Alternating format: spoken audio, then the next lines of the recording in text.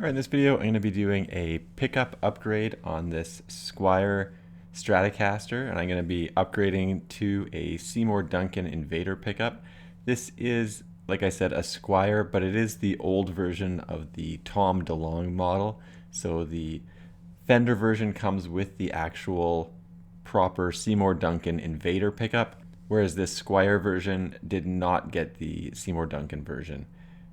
All you really need for this is a soldering kit and a precision screwdriver set, and something like needle nose pliers would also help out as well.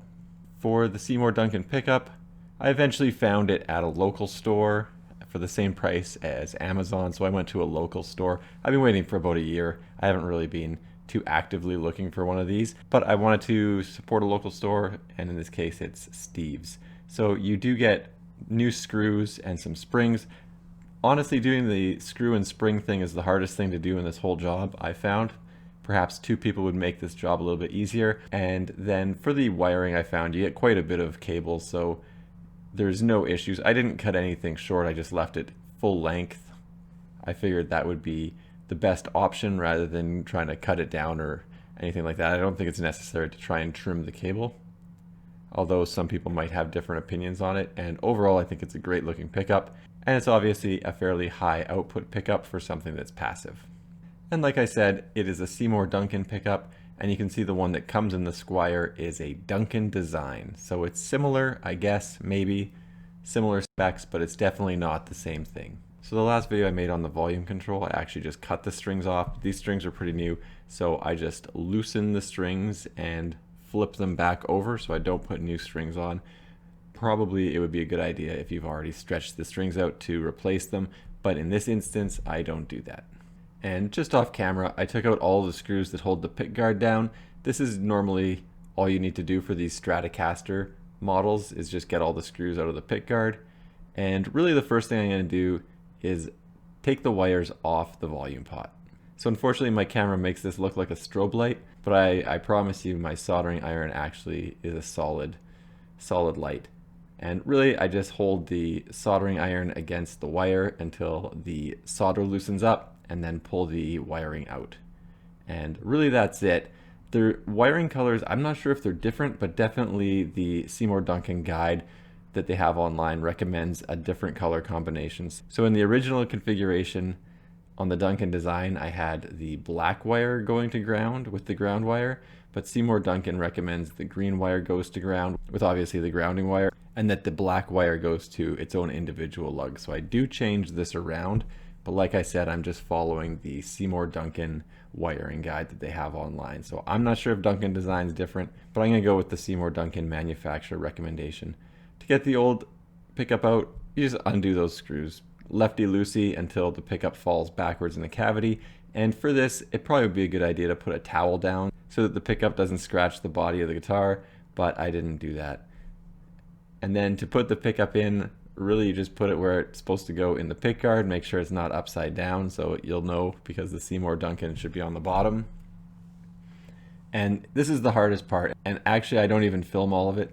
It's just getting that screw into the hole of the pickup so you can actually tighten it. So I take about 15 to 20 tries to get it done. I eventually have to move the camera, so I do it off camera.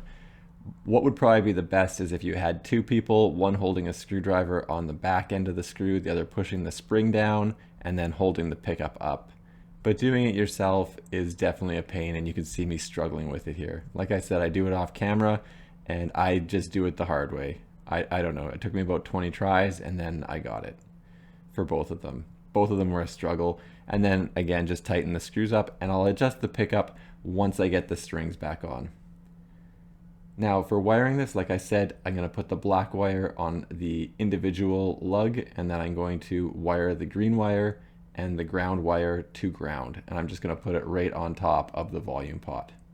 And I've spliced the red and white wire off, and I've put that little rubber sheath on the red and white wire so they don't touch anything. And that's important. So the first thing I do is just tack the green wire down, and I've sort of braided in the ground wire to the green wire as well. So those two are going to go together.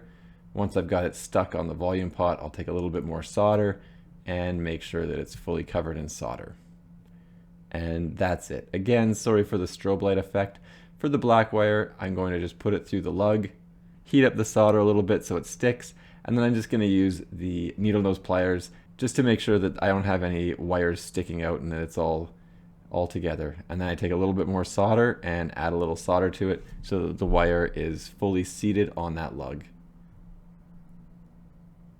And that is pretty much it as far as wiring it goes. So I've got the black wire on the lug on the left and the green and white wire to the body of the volume pot, which is to the ground.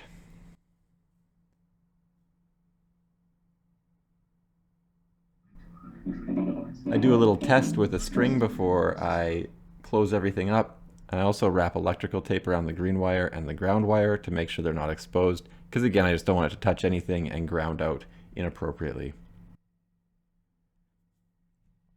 And after that, really all you gotta do is put everything back together. So when you're wiring your pickups, look for the wiring diagrams that are online. They should tell you what to do. If you're just wiring a single pickup to the volume and it's a humbucker like this, for the Seymour Duncans, the red and white wires get tied off together and then the black goes on one lug, the green and ground go on the other. It's pretty simple. If you have tone control, volume control, and multiple pickups, it gets a little more complicated, but normally you can find a wiring diagram online. Now to set the string height, I'm going with about 2.8 millimeters. So I don't have a ruler for this, but I went online and got the thickness of some coins. I put a quarter on the pickup, pressed down on the string on the final fret, and then added a dime, and that should be about 2.8 to 3 millimeters. That'll get me in the ballpark of where it should be, and if I want to adjust it later I can, but really all I have is a practice amp with me. Once I get back to my house, I'll mess around with it a little bit more. And I'll just give it a quick test, make sure it's working, and of course it's going to work just fine.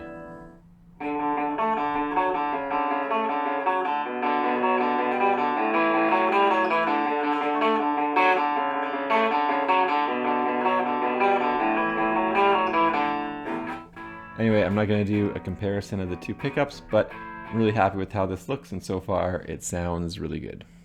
Thanks for checking out my video. Don't forget to like and subscribe.